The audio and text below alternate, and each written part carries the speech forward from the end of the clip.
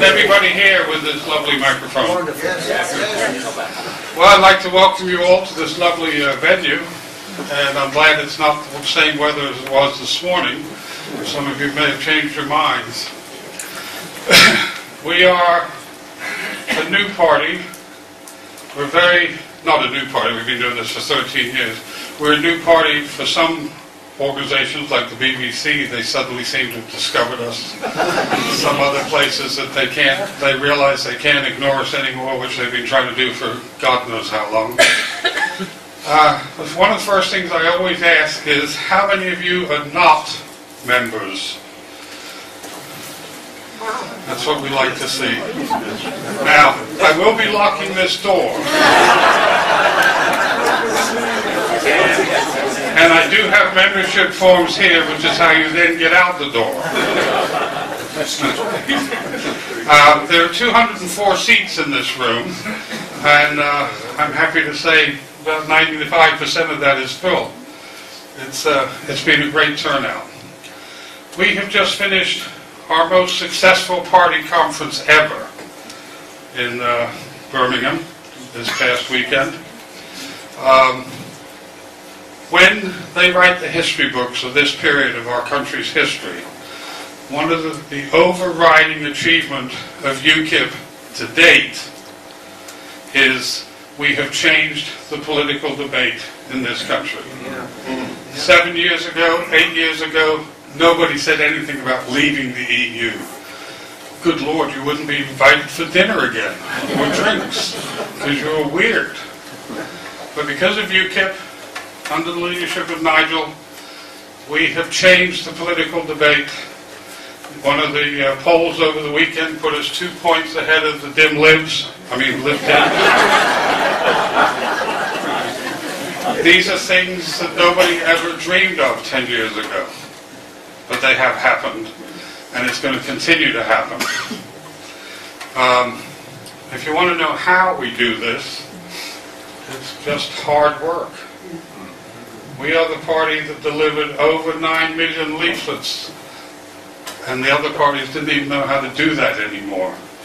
They do it occasionally on a by-election because they're all throwing lots and lots of money and they ignore the rules. But by and large, it was hard graft of a lot of our members. Sadly, some of them no longer with us, but they've all been working for the goal, and the goal is a free and independent Britain that we can hand down to our children and grandchildren. Unfortunately, some of them don't seem to understand what we're talking about sometimes, but that is changing as well. Our numbers in young independents are grooming almost faster than our regular increase in membership. It really is impressive. And you just have to come to a party conference to see the change if you went to one 6 years ago, 7 years ago, something like that. We have various items for sale tonight, which will be on this table after the question period. One is Nigel's Flying Free paperback. This will be £8. He'll sign them for you if you want. There's a hardback edition for £10. There's mugs, bags, £3 each.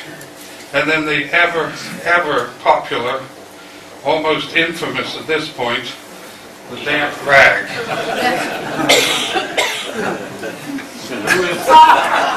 Who is this man? Who are you?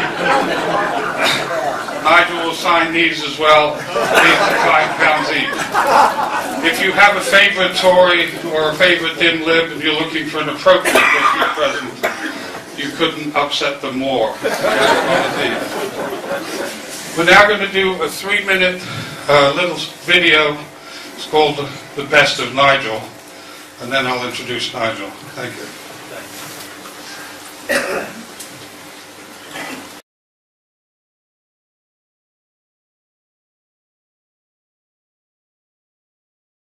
Now on behalf of the EFD, Mr. Farage. Well, good morning, Mr. Schulz. President Schulz, I know it's my job to congratulate you, but given that we knew this result 2.5 years ago, as a result of a stitch-up, there really doesn't seem to be much point. I mean, after all, nobody in Europe would ever, modern-day Europe, would ever have a big, powerful job that was decided by a full, open process. I'm sure Mr. Barroso would agree. I was musing this morning. I was thinking, what kind of President Schulz are we going to get? Are we going to get a dignified, calm, a figure that behaves like the Speaker of all great parliaments around the world, somebody who puts himself above politics and the nitty-gritty of the day-to-day arguments and is an ambassador, indeed a statesman? Or are we going to get the Martin Schulz we've got to know since 2004 as leader of the Socialist Group? You know the one I mean. Snarling, angry, unable to control his temper, intolerant of anybody with an alternative point of view, somebody who is contemptuous when in free referendums people have the temerity to vote no, somebody who is anti-British to his fingertips and doesn't like free markets. I was wondering which one would we get. Well, your opening speech has settled that question for me, and it's pretty clear. We're going to have 2.5 years of political fanaticism from the chair.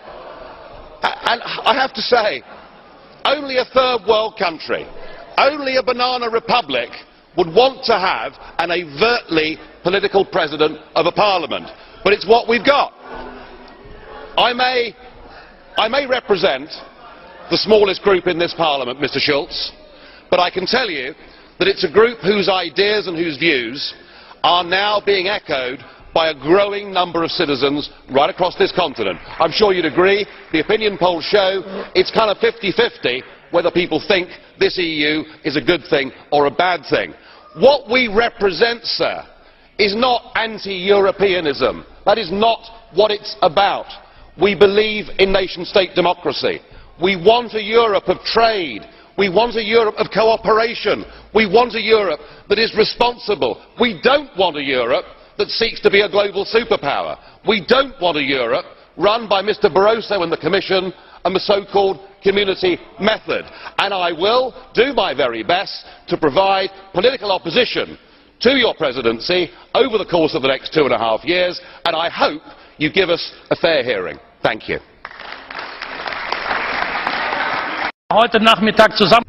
Before we return to this room this afternoon, there is one more thing. As newly elected President of the European Parliament, those who stood against me, I have an offer for you, Mr. Deva and Mrs. Wallace.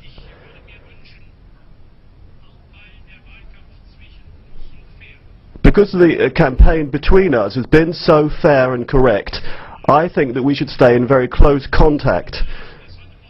So it would be a pleasure for me if we could continue to work closely in future.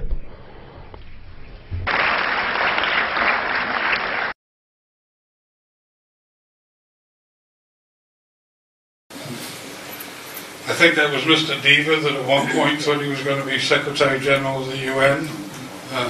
Anyway. Two more quick things. We have a very good new leaflet, what we stand for, on the corner here. We have a fascinating new DVD, The Hidden Local Issue. Next year, in May, we will be contesting every seat in England and Wales that we can, which will be about 99%, I think, for county council elections. And anybody that's thinking about it, or anybody that's just thinking about county council elections in general, these are things that we've never been told, never seen before, on what councillors are doing and how the EU has got their tentacles into the local election organization. It's truly horrifying. Now, we made the big change in British thinking. The man that is responsible for all that is you're about to listen to. You've just had a preview. Many of you have already seen him on many different YouTubes. He's a YouTube superstar. When we first elected MEPs, we found out they could only speak for 2 minutes, or 90 seconds, or whatever it was. Everybody thought that was silly, but that was before YouTube came along. Now we have a bunch of MEPs that are quite good at getting their point across in very small sound bites, and YouTube has just magnified that to the nth degree. It has been a great help, because we all know the local liberal media is not going to help. So these two things for county council elections, if any of you think you'd like to be a candidate, please see myself or Chris Latham over there for the local elections coming up next May. Nigel has a schedule that would choke a horse. We've been up in Birmingham all weekend, and now he comes down here tonight, speaking to you, has to get up first thing in the morning and fly to New York to give a talk tomorrow night, when he will turn around and fly back and be doing another public meeting in Bedford, and then on Friday it's Oxford for some school thing that I can't remember. One of the things I've learned in this job is don't knock the water over. Is don't work for somebody 15 years younger than you. It's very hard to keep up. He has an incredible capacity for work, an incredible capacity for homing in on what the issue is at the time. Ladies and gentlemen, Nigel Farage.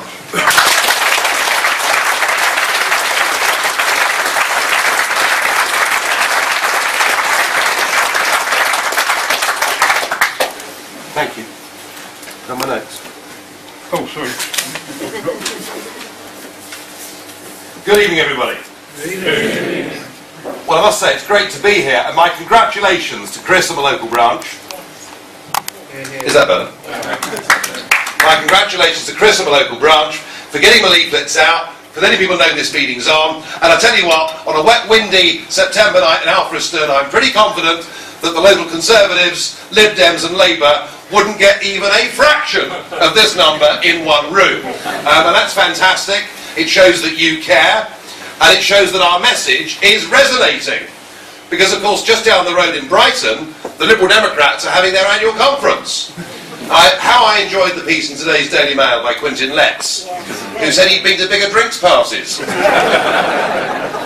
So it's interesting that we've got as many people in this room here tonight as the Lib Dems had in the hall for their national conference today. So we are making fantastic progress.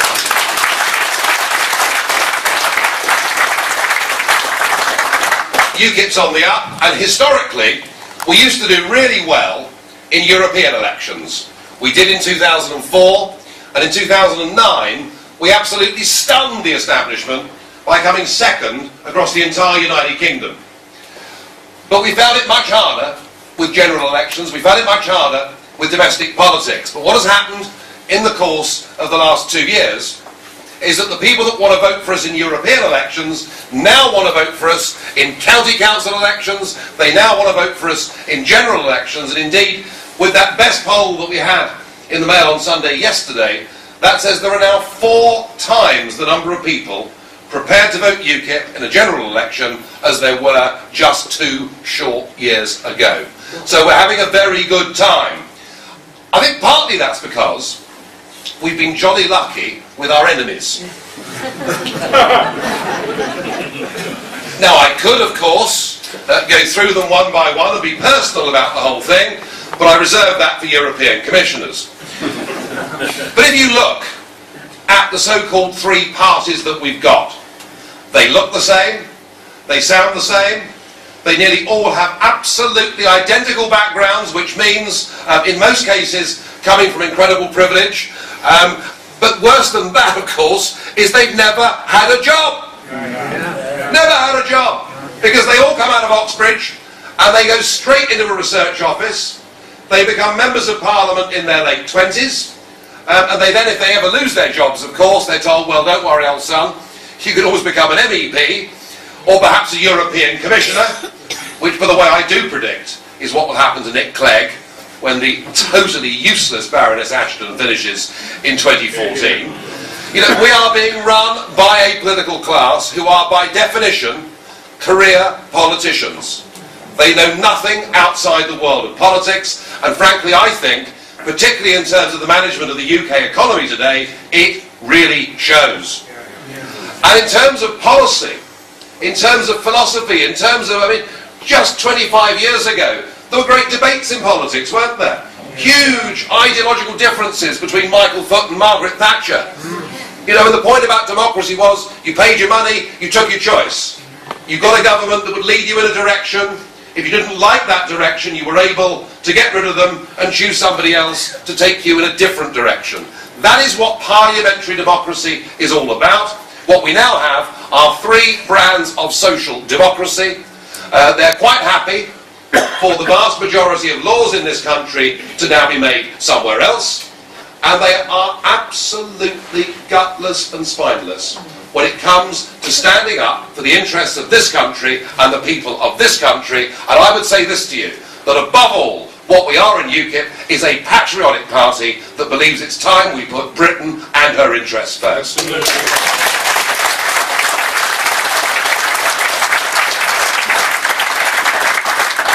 But that doesn't mean that because we say these things, that we're against anybody. You know, being patriotic means supporting your own side. It means backing your own people. It doesn't mean you hate or dislike other people around the world. And hasn't it been awful that for the last 30 years, if you dared to put a Union Jack sticker on your car, you were told you were a supporter of the National Front? And that somehow this was an embarrassing and horrible and awful thing to do. Well, I must say how pleased I am that all of that has changed. Because despite the political weather and despite perhaps also the economic weather, I think 2012 in this country has been a fantastic year. You know, just look at the Jubilee. A day a bit like the weather is tonight, with 1 million people lining the banks of the Thames. And then this sort of national outpouring of optimism, of hope, of belief that we saw during the Olympics. What a fantastic thing that was. And suddenly the Union Jack was everywhere, wasn't it? And patriotism is also not some narrow inclusive thing, it also brings people in. And the highlight for me of the Olympics was Mo Farah, not just for the 2 amazing triumphs, but for his attitude. You know, the BBC were doing their best to say that the Games were a victory for multiculturalism. Well, of course, the BBC would try to push that message, wouldn't they? But when Mo Farah was asked, wouldn't he really have rather run for Somalia, he replied by saying, listen, mate, when I put on the Team GB shirt, I feel proud, very proud. This is my country now. And what he did is he rammed their multicultural agenda straight back down their throats. Good for Mo Farah. He's proudly British too. And isn't that a good thing for the future of this country?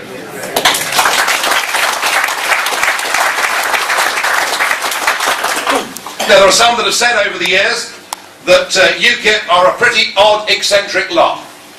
You know, we're obviously, I mean, I was once described, amongst the many other wonderful epithets that have been heaped upon me over the years, which of course include crank, gadfly, loony, fruitcake, extremist.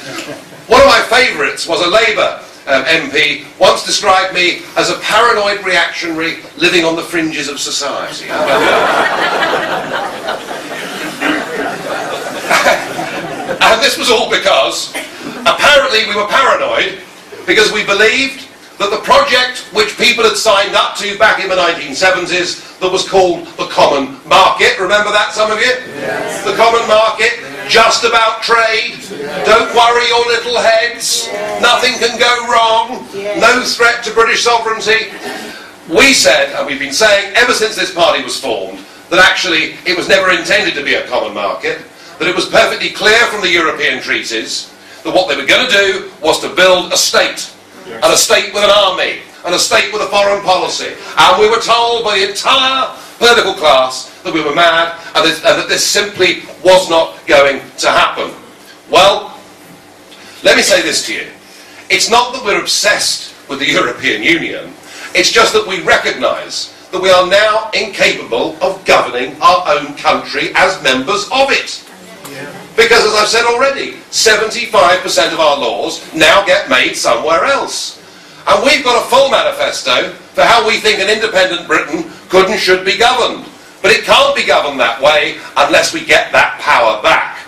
Well, just 2.5 weeks ago, Mr. Barroso stood up in the European Parliament and, in the light of the euro crisis, which, folks, is disastrous.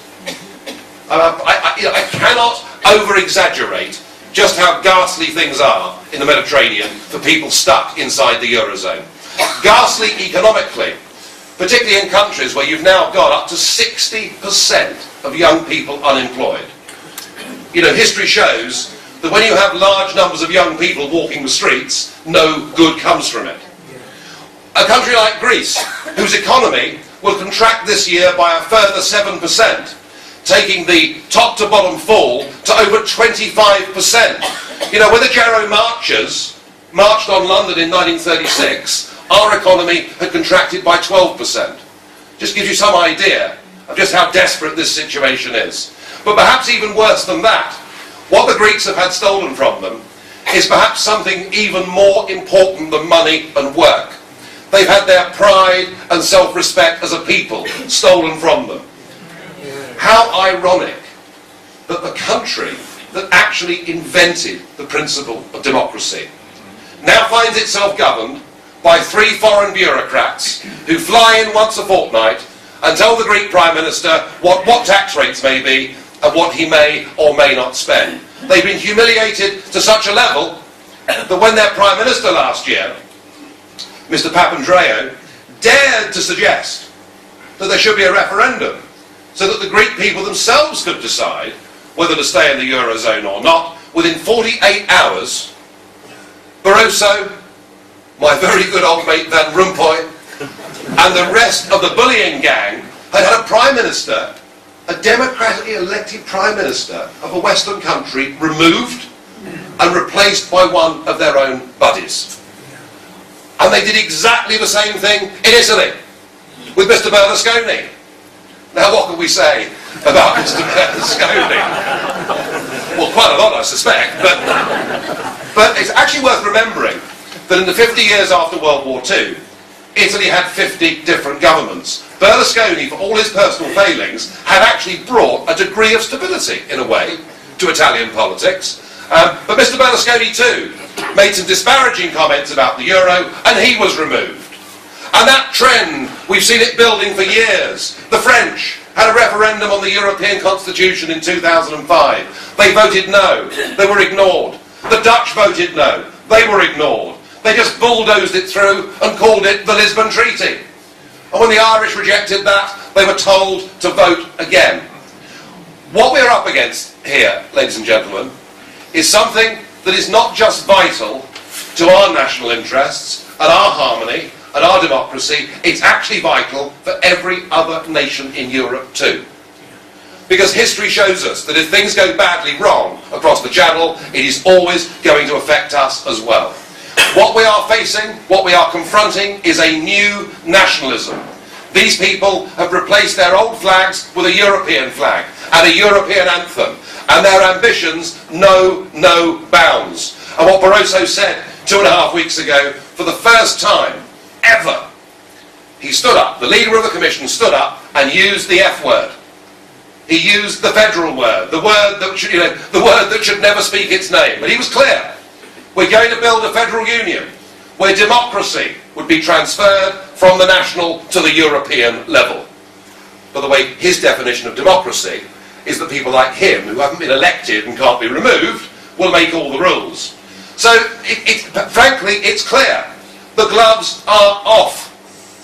They intend to keep those countries trapped inside the prison that is the euro. They couldn't care less about the degree of human suffering that takes place in those countries. They will push on with what I now believe to be this very, very bad and deeply unpleasant project. They remind me in many ways of the communists that ran the Soviet Union. When it was absolutely clear that Soviet communism wasn't working, the Kremlin's conclusion was we must have more of it. And we must continue with the project and just look at the suffering that happened there. So I want us to liberate ourselves from this union as quickly as we possibly can. But we have a slight problem, and that is called the established political class in Britain. The Lib Dems, Labour and the Conservatives have all repeatedly, over the last decade, at election time, made us promises that they were going to give us, the people of this country, what we deserve. A free and fair referendum so that we can decide our own future. Now, I think that referendum is vital. Vital for people over the age of 55 who voted last time in the Common Market referendum, because certainly my parents would like to vote again. They voted yes last time. Believe you me, they won't be voting yes next time. And there are 35 million of us under the age of 55 who've never been asked whether we want to be part of this European entanglement or not. So the referendum is vital. But the only way we're going to get that referendum is if this party, UKIP, becomes stronger and stronger. Because the only language that career politicians understand is the threat that they may lose their seats or lose their jobs. So that is what this campaign is all about. We have the possibility, folks, over the course of the next 18 months, if this party continues to grow, but at the rate it has been, we will force a referendum in this country. And I hope that all of you who believe in democracy, regardless whether in the past you voted Labour, Lib Dem or Conservative, I hope all of you agree that we are actually embarked here in UKIP on a noble mission, a mission that seeks to get back the independence, democracy and self-respect of this country. And I ask you, all of you, please, to support us and help us to get there.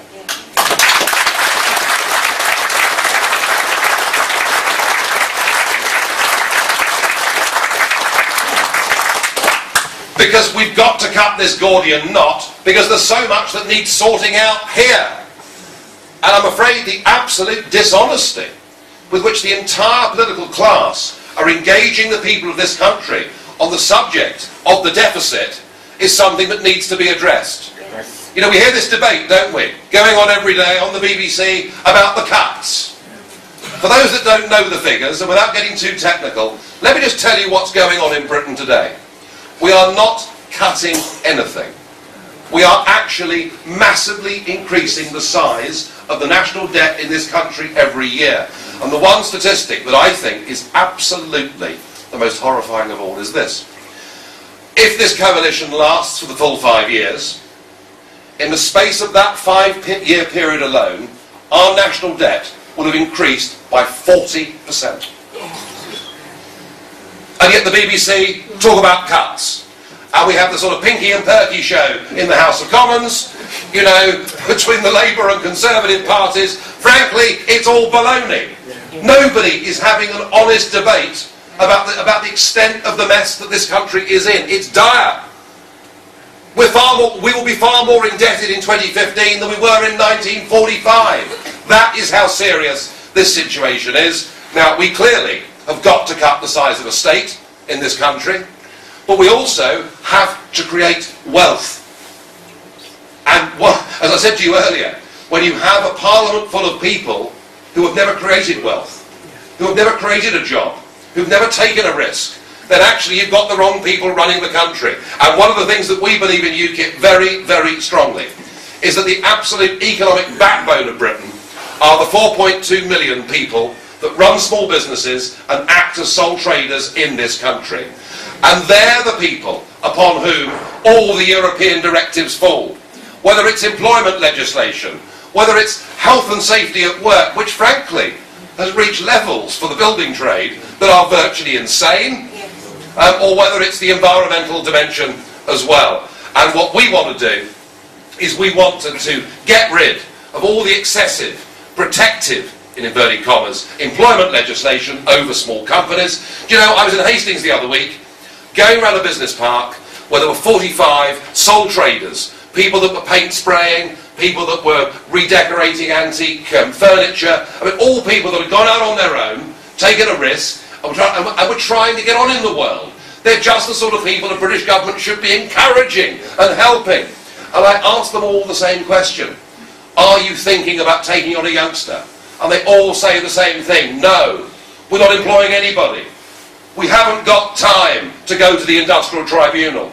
We haven't got the money to pay for the legal fees. So we have a form of employee protection that actually now is discriminating against businesses taking on young people. And when you think about it, with youth unemployment in Britain running at 22%, with over 1 million of our own youngsters out on the street, you know, if just 1 in 4 of those small businesses felt they could give a school leaver a chance without being penalised for doing so, we could eradicate that problem. And that is the kind of thinking, folks, that you will get from UKIP. We want to help Britain's small businesses, but we can't do that stuck part of a European Union, frankly, with a legislative system that is discriminating against people getting back to work. And we've also got to have a proper, sensible, grown-up, mature debate about immigration. We really have.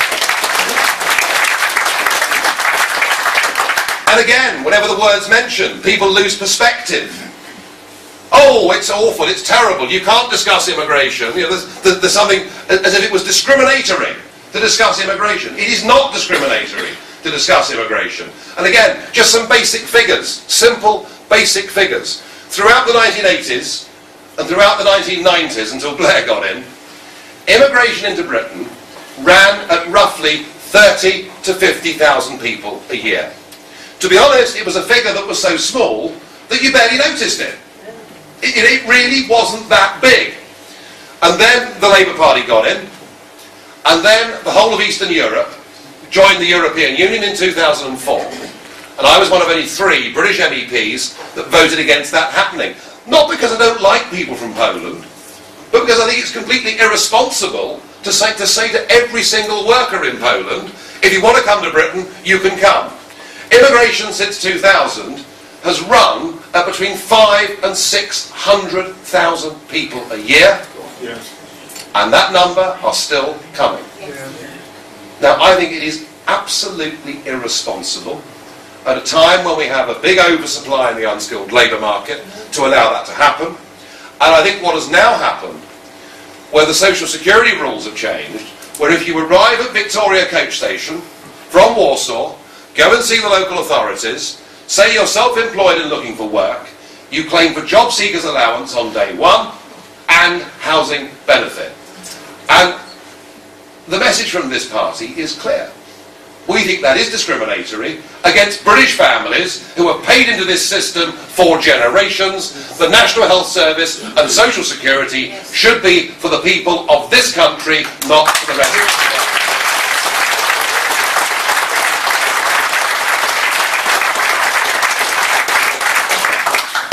And there's one other form of total madness and self-inflicted wound that we're doing to ourselves, and that is the whole debate over CO2 emissions and global warming. Now, I am not saying that we shouldn't care about the environment. We should. And indeed, I myself don't like very intensive agriculture. I myself think we really do need to work globally to stop the excesses of pollution and all of those things. And I used to regard myself 20 years ago as an environmentalist, until the whole thing went bonkers. And we started to convince ourselves that CO2 emissions were leading to global warming. Now, I'm not actually convinced that that's right, because one major volcanic eruption puts more CO2 into the atmosphere than we can in the course of a decade. But even if CO2 emissions were leading to global warming, you would not take some of the measures that we're currently taking. And here's one example. Wind turbines. Now, you know, the political class are in love with them. Cleggy thinks they're marvellous. That could, of course, be because his wife was a director for some years of the largest Spanish wind farm company. I've no idea. The Labour Party has signed up to them. Oh, and David Cameron believes in them so strongly that he even put one on his house in Notting Hill. Wind turbines do not lead to any reduction in CO2 emissions whatsoever. It takes a vast amount of carbon to actually construct them, particularly if they're offshore. And of course there is one major problem with wind turbines. They don't work in the middle of the winter when you get a great big anticyclone sitting over the North Sea and the English Channel, when you have fog and frost and record low temperatures and record high electricity demand. And what don't you get with an anticyclone in the winter? Wind! So you have to back them up with conventional power stations, which have to operate for 365 days of the year to back up the wind turbines when they're not working. And the Germans went down this route before we did. They built 19,000 of these monstrosities, and now last year, because of that previously very cold winter, they built 6 new coal-fired power stations to back them up. Well, that's greenery for you, isn't it? It doesn't work. And what it's doing actually, it's leading to one of the biggest transfers of money from poor to rich people we've ever seen in this country. Every single one of you in this room, whether you know it or not, is paying a 15% surcharge on your electricity bill through the hidden renewables obligation certificate. It's not highlighted on the bill, but it's there, and it's 15%. And that money goes to wealthy landowners who are bribed to put wind turbines on their land. And I'll tell you about one of those people. David Cameron's father-in-law receives £1,000 a day for just having wind turbines on his land, and all of you in this room are paying for it. It is complete and utter madness. We must stop right now this damaging, ugly, stupid insanity of wind turbines in this country. And it gets worse than that, because we're now penalising British manufacturing to the extent that when Chorus, the steel plant, closed down in Redcar last year, the company received 300 million of British taxpayers' money in the form of a bonus. They're called carbon credits for reducing CO2 emissions. And then what did they do the next week? Announced they were relocating to India. We're actually paying to deindustrialise our own country. And yet the entire political class are signed up to it. I sometimes think we're just about the only party that's actually engaged in any proper thinking that's going on. Now, there are many other things I could tell you about what we want to do. I could tell you that in education, we think the grammar school system served parts of this country brilliantly for centuries, and it's about time children who don't come from privileged backgrounds got the opportunity to get the best possible education.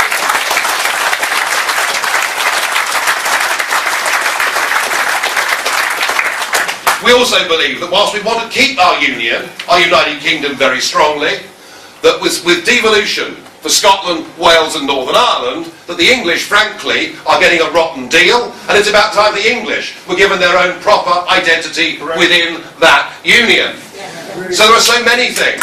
There are so many things that we want to do.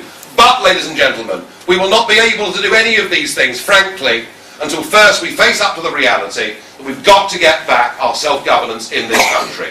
Now, we as a party, as I've said before, are on the up, and we are now fighting elections seriously. We are going to fight every single county council seat in East Sussex next year in those elections.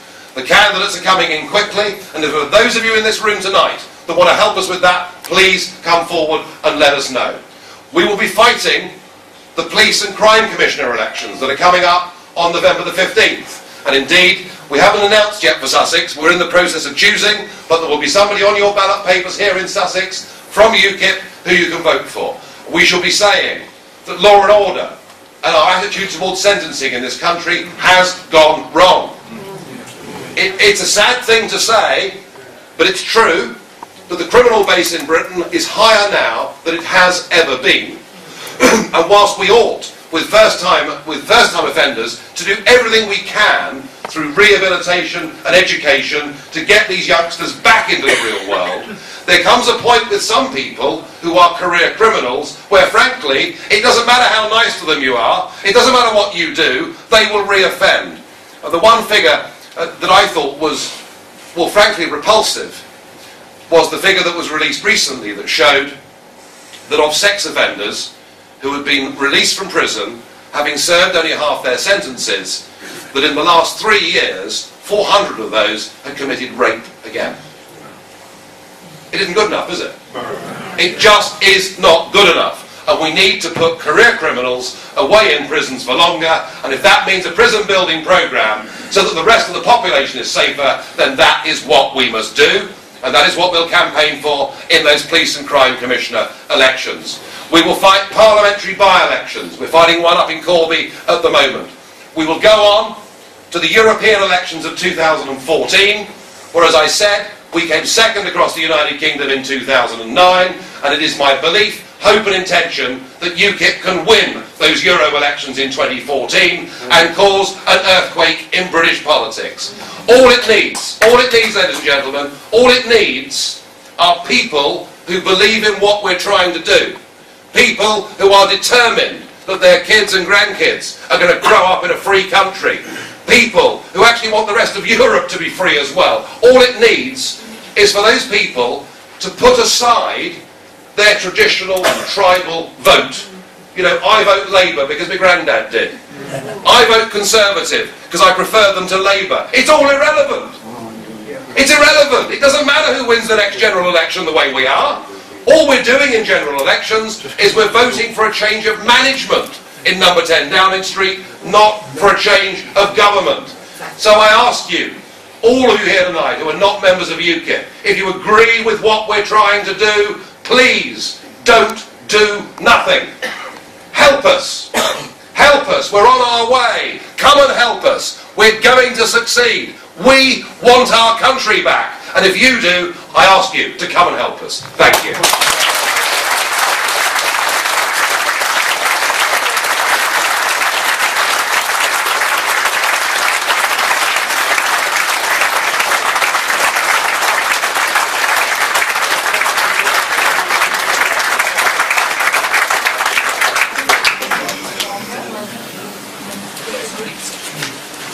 I'm sure most of you would agree with about 100% of what Nigel said. Yes.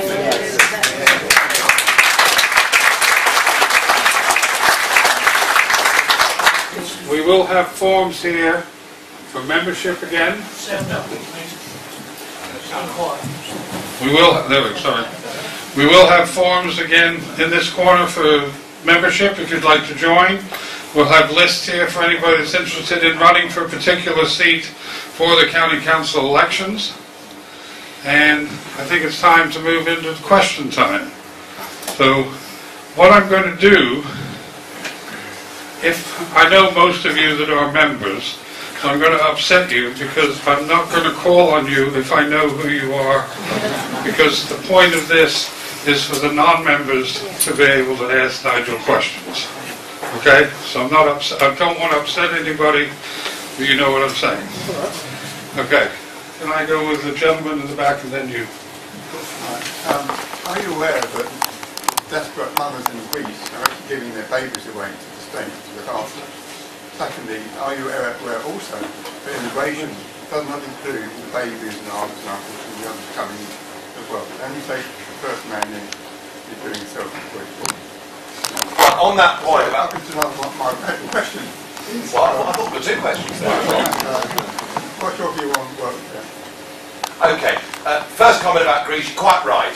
The situation there is desperate.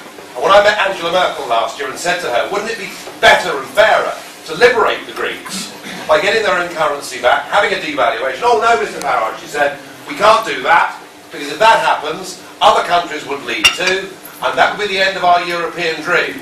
And half of you is tempted to say, I'll drink to that.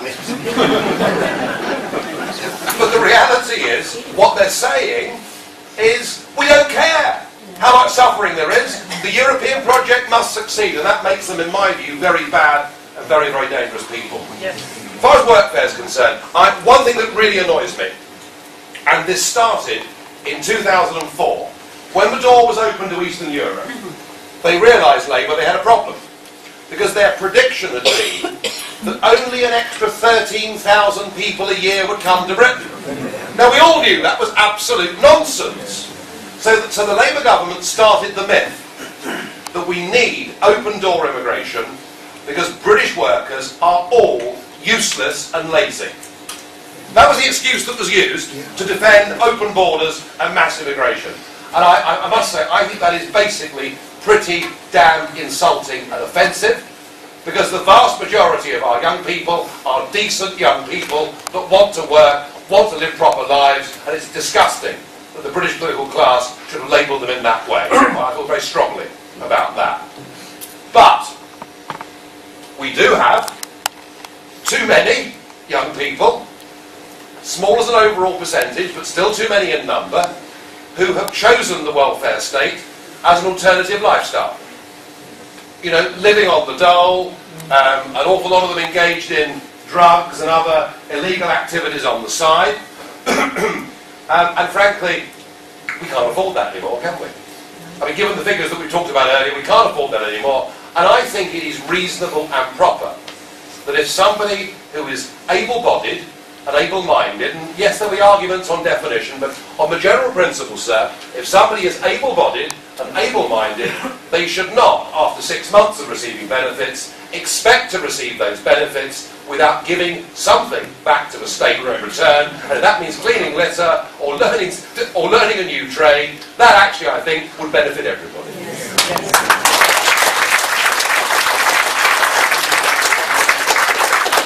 Lady in the red.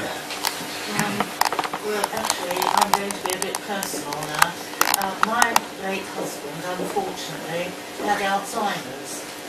And for 7 years, I had the most awful job of preventing the council trying to take my house away from me and getting help for this man who had fought in the last war, had never been on benefits or anything. For me to get help for him was absolutely dreadful. And I had to go to an MP in the end, and he sorted it out for me. So that, I wonder, what are you going to do about that? And then the other thing is, why don't we have more technical schools? Okay, well, I mean, to give you two no. I mean, firstly, obviously, you know, not just my deeper sympathy, but that of the whole room as well. You know, you've found yourself in one of those positions that none of us want to find ourselves in, but I'm afraid increasingly large numbers of people do find themselves in. This and pensions are the two issues that the political class have just refused to look at. Do you remember in '97 when Tony Blair brought in Frank Field to examine all of this stuff? And he said, please, Frank, go away and think the unthinkable. And Frank did, and Blair sacked him. So,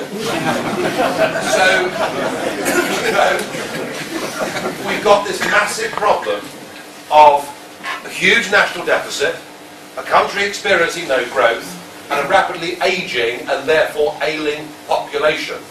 And nobody has thought through what to do. I do not have an absolute magic silver bullet to give you, because you know, we haven't worked it out either. Other than this, I think we're going to have to think about healthcare very, very differently. And I think we're going to have to move to an insurance-based system of healthcare.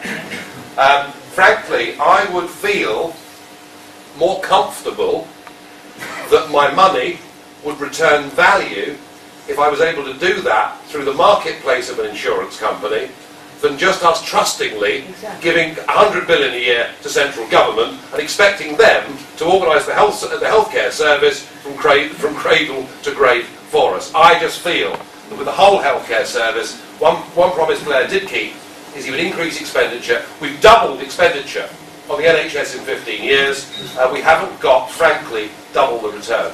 So, you know, if I had a magic answer, I could glibly say to you, don't give the EU 50 million quid a day and spend it on British pensioners. Now, you know, that would get a clap round the audience, but actually even that would not be sufficient to deal with the scale of this problem. So that's me being completely honest with you on it. But there is a solution.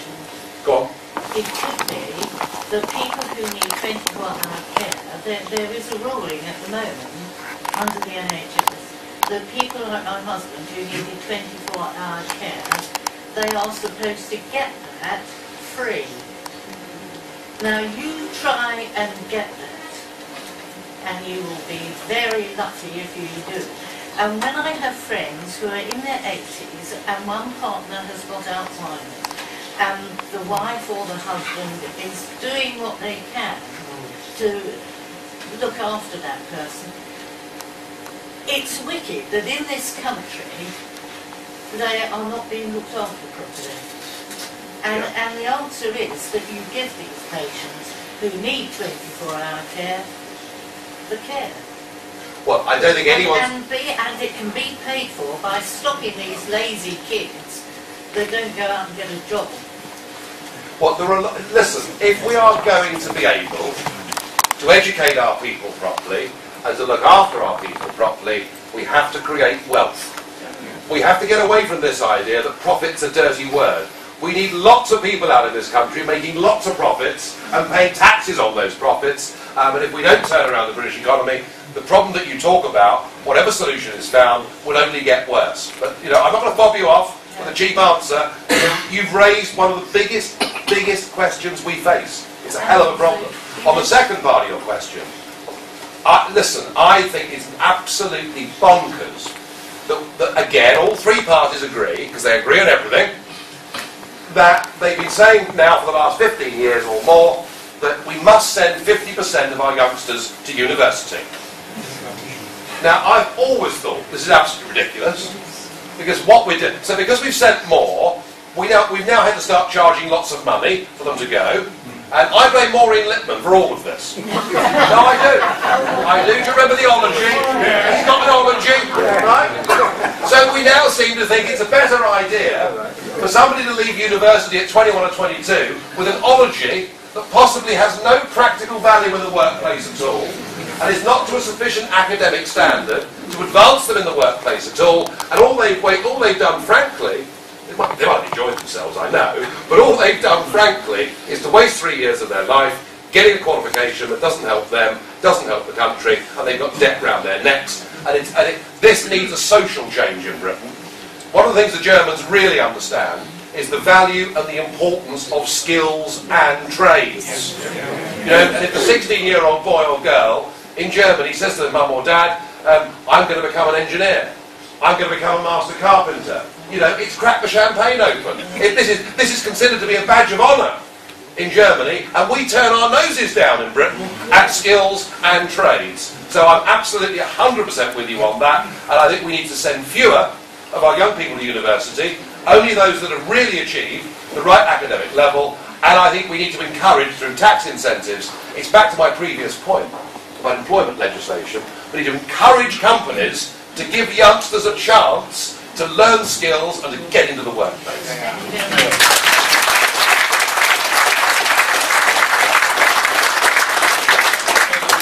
Good afternoon. Good evening, sorry. Professor David Young, I'm a report writer for UKIP and for the government on why, on various reports, we must get out of the EU. My last report, that took 3 years, has proved that we are now giving Germany 80 billion a year.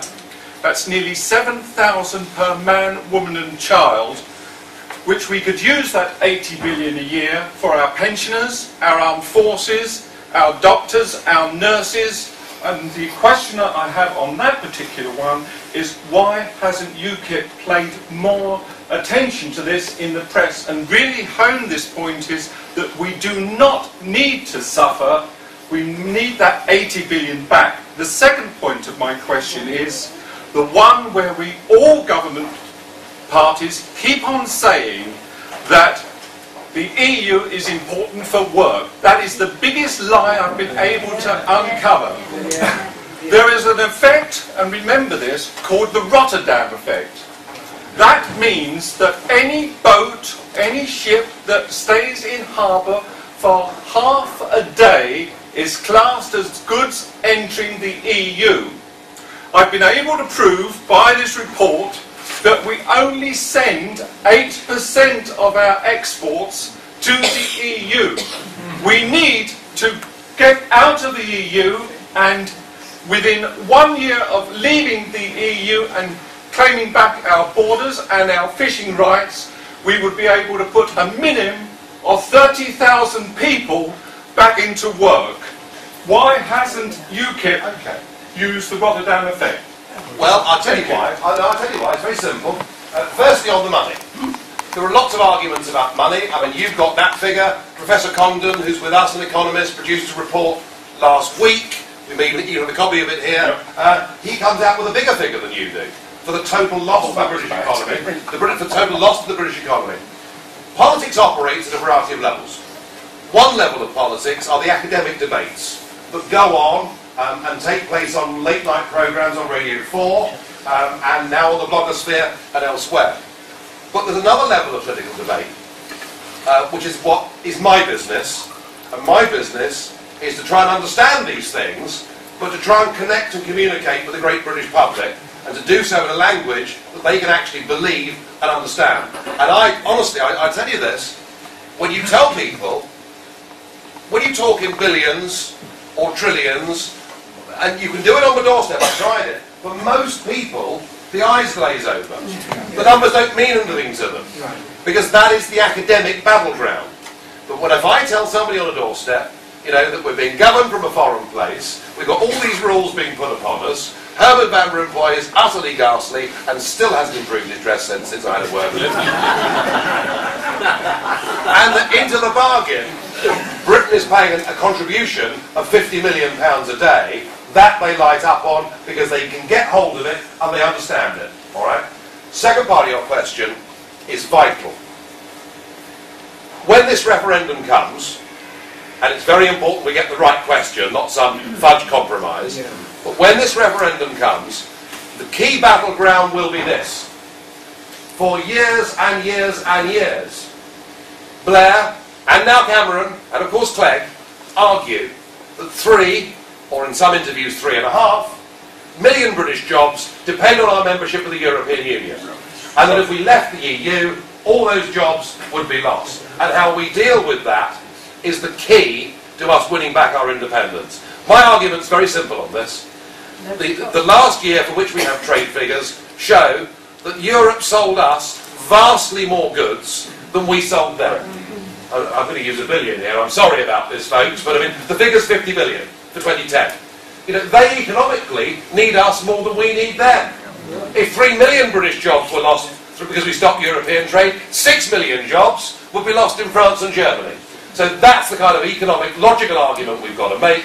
I also think, like just one more quickie on this, Steve, there's one other fact that British people do not understand about the EU, and it's this, that because we're part of something called a customs union, we are forbidden from making our own trade deals with the rest of the world. The EU has to make those deals on our behalf. And when you think about the EU, it's a declining part of the world when you compare it to all the growing economies in the world and how the world's changing. And one of the things UKIP says is, let's have a simple trade deal with Europe, but let's broaden our horizons. And we think a very good place to start would be a group of countries that now constitute 29% of the world's population, who speak English, who have common law, similar accounting systems, who stand by us when we're in trouble, and they're called the Commonwealth.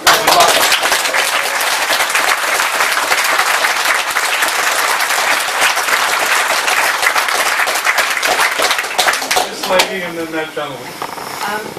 Yesterday in the Telegraph there was a poll on governments, both Nick Clegg and Cameron are determined to increase our foreign aid and put it into legislation. 70% of the people polled said they didn't want this, and I want to know what UKIP's opinion is. What are you going to do with foreign aid? Are we going to be stuck with the legislation if they don't in? Do you know, I felt for years that on the foreign aid argument I was whistling in the wind, because people didn't want to believe it. I've been saying, I mean, Claire Short actually said it, that actually over half our foreign aid we don't even spend. The European Commission spends it for us. And given that they haven't had the account signed off by the auditors for the last 17 years in a row, you know, I mean, it's rather like putting an alcoholic in charge of the bar, isn't it? It's just madness, you know. I just want to say, Andrew Gilligan, who is the journalist on the Sunday Telegraph, has been exposing these figures over the last 2 weeks. I think he's the best journalist in Britain at the moment. He's shown that vast amounts of money are siphoned off, not just in Africa, but here. Here! People are getting very, very rich on the back of foreign aid. People think, when you talk about foreign aid, people think, oh, we're just being nasty to people. No, we're not. You know, if there's an earthquake or a disaster, I'm quite happy to give some money online. Quite happy to give some clothes. You know, disaster relief is different. But foreign aid is a continual cheque given on an annual basis. It was once best described to me that foreign aid was the transfer of money from poor people in rich countries to rich people in poor countries. And that, to me, is a very, very good summation of foreign aid. And when you think we're giving foreign aid to India, and they've even got aircraft carriers with Harriers on them.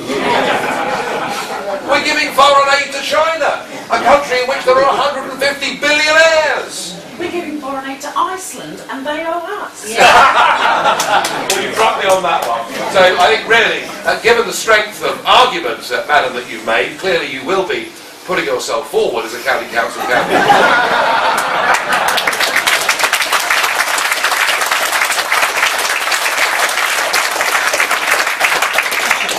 You didn't actually say what you do about it. Oh, stop it! well, you know, we would stop it, of course. We would stop this idea that you send a steady cheque. That doesn't mean we shouldn't be philanthropic, decent What about Christian they people. legislate so that it's in the Constitution that we have to do it? Will you? I know about this. Listen, I take this simple view. We have existed for centuries in this country under the principle that no parliament may bind its successor. Correct. And anybody that tries to do that, as far as I'm concerned, has broken the British Constitution, and we should tear it up or burn it on Guy Fawkes Night or something. Correct.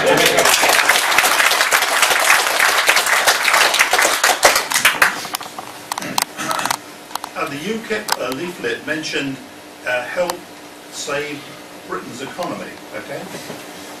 All three main parties talk about fairness when talking about the economy, but all their MPs allow fractional reserve banking, right? They just allow it. The Christian Council for Monetary Justice has said it is almost incomprehensible that governments should give privately owned corporations the right to create out of nothing the national money supply. And if this was put right, this lady over here would have had enough money to support her husband. What's UKIP's idea on that? Well, look, I've touched a little bit tonight on what we're doing with the national debt. That is absolutely linked hand in glove with forced money creation. You know, I mean, I don't want to get too much into what we're doing at the moment with quantitative easing, but suffice to say, nothing we're doing is actually making the British economy any better. I suspect, sir, with the money printing that we've got, that there'll be a period in a few years' time where we go back to rampant inflation. Absolutely. And as we learned in the 60s and 70s, rampant inflation is a disease of money that is very, very difficult to stop. I personally think we've allowed the whole banking system, and through central banks too, to become massively overgeared. And I think there is a very strong argument that says that the Bank of England, frankly, needs to be reined in from its current activities. And as far as the whole banking system is concerned, I think the argument now is irrefutable that it is quite wrong to have a banking model where some firms become so big that when they go bust, we have to bail them out. Yeah. The whole point about capitalism is that private money makes profit, but if it gets it wrong, it goes bust. Yeah. And I think we have to break the banks up. I think we have to return to a system of investment banks or clearing banks. And like you, I am concerned about fractional reserve banking. I am concerned about forced money supply. We do need to get back to a much sounder definition of what money is than where we are today.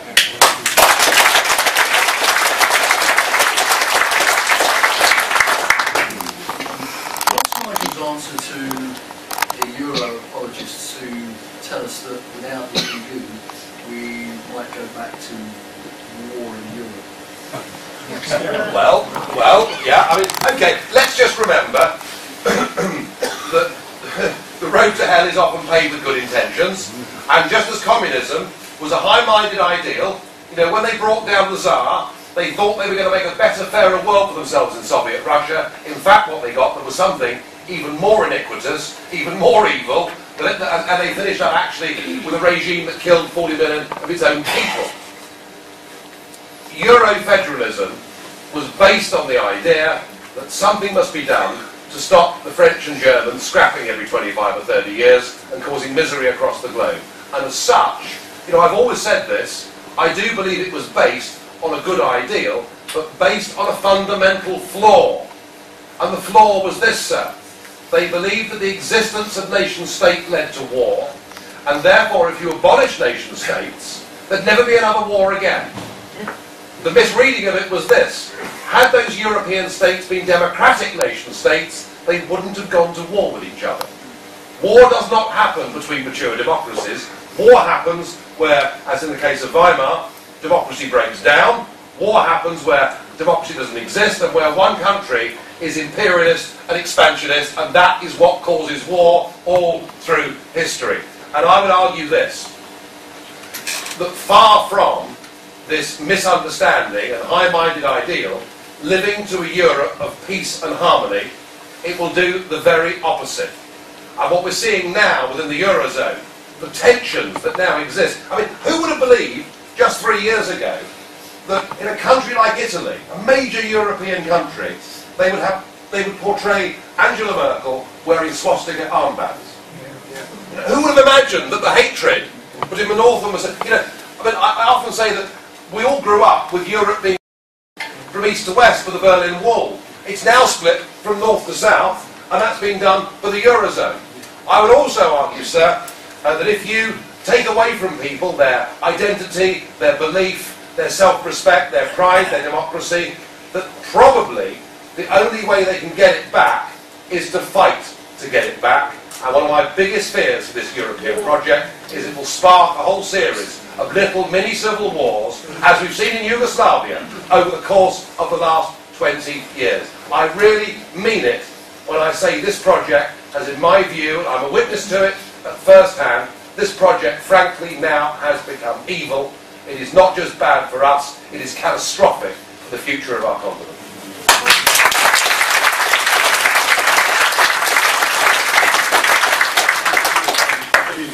Thank you for coming to us, I'd like to say, how is the law now that we've let out a killer that's killed 2 PCs? Which judge? He was on remand. Why was he allowed out? Where's our law and order going? If we've got a judge who will do that? I think there are a couple of answers, and I did touch on this earlier, sir. But I think frankly, we've got quite a lot of judges at the moment that need to be sacked. I mean, the man that said he admired the burglar for his bravery, I mean, God help us. But there's one other little angle, and I'm going to finish on this if I can, because I think I've done a few questions for you. But just let me just finish if I can. There's one other very important aspect to the whole criminal justice system in this country, which actually has been rather a good one over the centuries compared with the rest of the world, you know, where we've actually had good basic rights through habeas corpus and jury trial and all the rest of it. But frankly, I believe that what the Human Rights Act has done is to turn the whole thing on its head, so that now judges, police, courts, prisons aren't actually sure what they can and can't do. And I think that the human rights agenda has had a very negative effect on criminal justice in this country. And frankly, there is a perception out there, right or not, that actually what is happening through so-called human rights is that the perpetrators of crime are getting rather a better deal than many of the victims.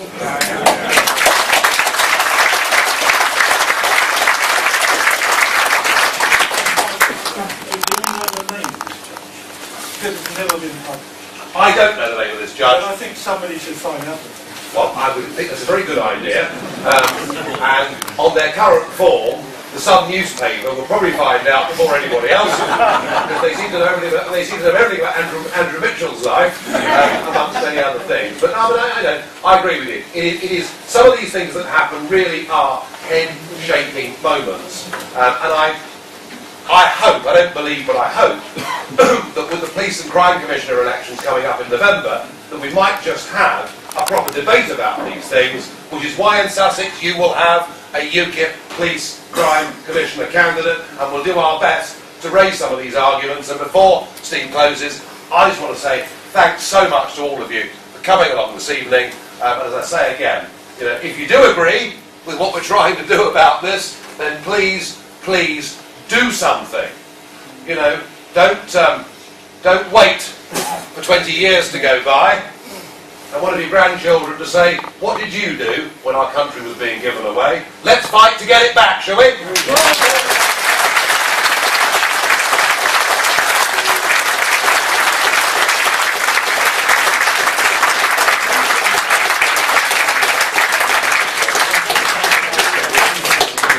Well, thank you again for all of you to come.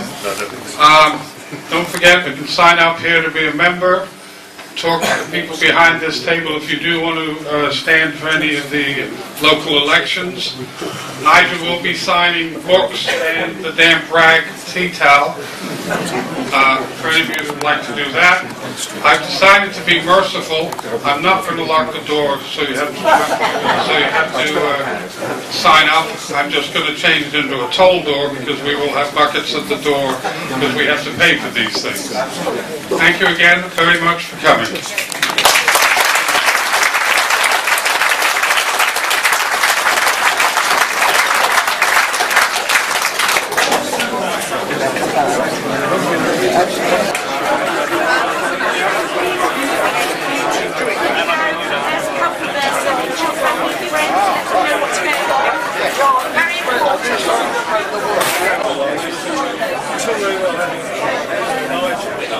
Who else?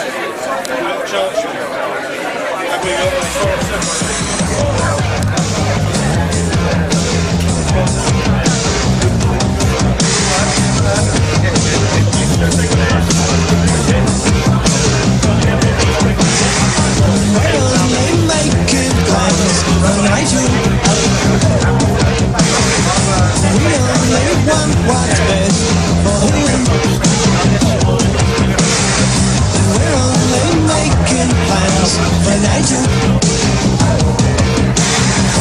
Nigel just needs that helping hand.